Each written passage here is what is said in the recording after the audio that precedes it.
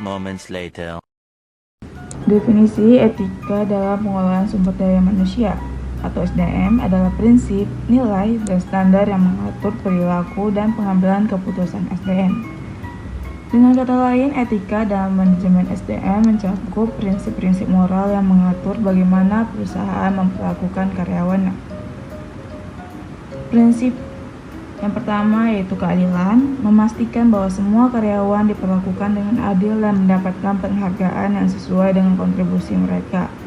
Yang kedua itu transparansi, mengedepankan keterbukaan dalam komunikasi manajemen dalam karyawan untuk membangun kepercayaan.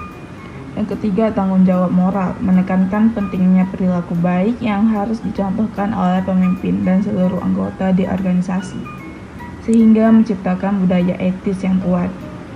Adapun tujuannya yaitu membangun lingkungan kerja yang positif dan produktif, menghormati hak dan martabat karyawan, meningkatkan kepercayaan dan kesetiaan karyawan, yang terakhir mengurangi konflik dan menyelesaikan masalah. Baiklah, etika dalam pengelolaan sumber daya manusia terbagi menjadi 3 bagian. Pertama, etika dalam perekrutan. Kedua, etika dalam pengembangan karir. Ketiga, etika dalam pemutusan hubungan kerja atau PHK. 1. Etika dalam perekrutan.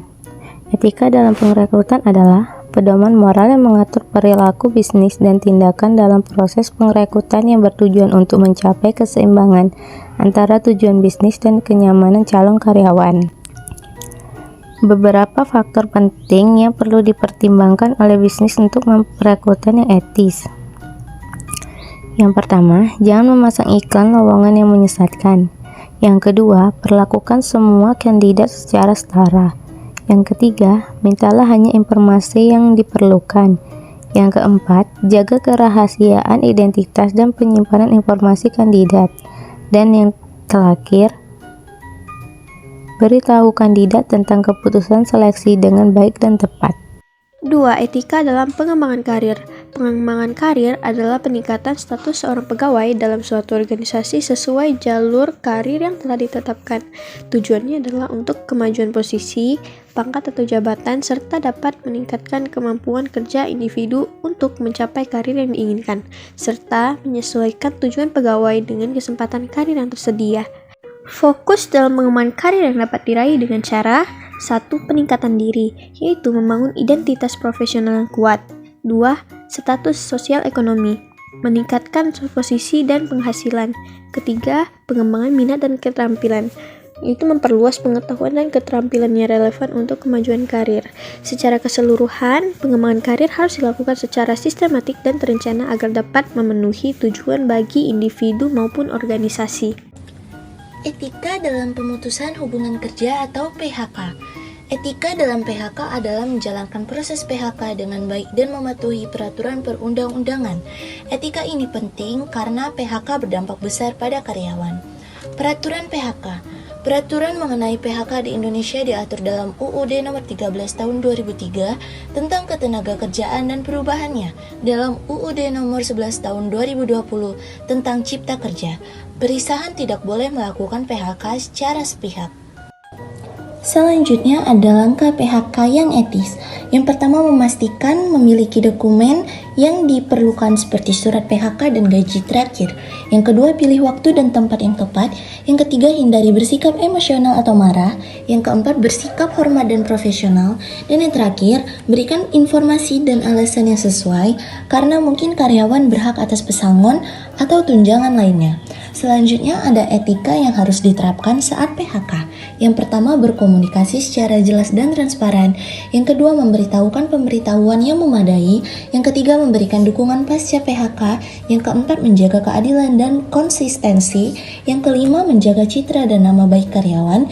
Yang keenam, mematuhi hukum ketenagakerjaan. Dan yang terakhir, menghindari diskriminasi dan pembalasan. Studi kasus untuk pembahasan presentasi kami kali ini yaitu pembahasan Mahkamah Agung Amerika mengenai diskriminasi rasial di tempat kerja. Kasus tahun 1971 berpusat pada karyawan kulit hitam di Duke Power Company sebelum Undang-Undang Hak Sipil tahun 1964. Duk secara terbuka mendiskriminasi pekerja kulit hitam. Mereka hanya dapat bekerja di Departemen Duk yang bergaji terendah. Setelah undang-undang tersebut disahkan, perusahaan menambahkan persyaratan baru. Pekerja harus memiliki ijazah sekolah menengah atas atau lulus tes kecerdasan untuk mendapatkan pekerjaan dan promosi. Aturan ini mendiskualifikasi pekerja kulit hitam jauh lebih tinggi daripada pekerja kulit putih. Willie Griggs dan karyawan kulit hitam lainnya menggugat Duk. Mereka mengklaim persyaratan baru tersebut bersifat diskriminatif. Penyelesaian pembahasan masalah presentasi kami kali ini adalah Mahkamah Agung akhirnya mendengarkan kasus tersebut. Dalam keputusan bulat, pengadilan memutuskan bahwa praktik ketenagakerjaan harus berkaitan dengan pekerjaan. Pengadilan menjelaskan bahwa meskipun pemberi kerja tidak bermaksud melakukan diskriminasi, praktik ketenagakerjaan yang secara tidak proporsional mengecualikan kelompok minoritas adalah ilegal, kecuali jika praktik tersebut terkait dengan kinerja pekerjaan.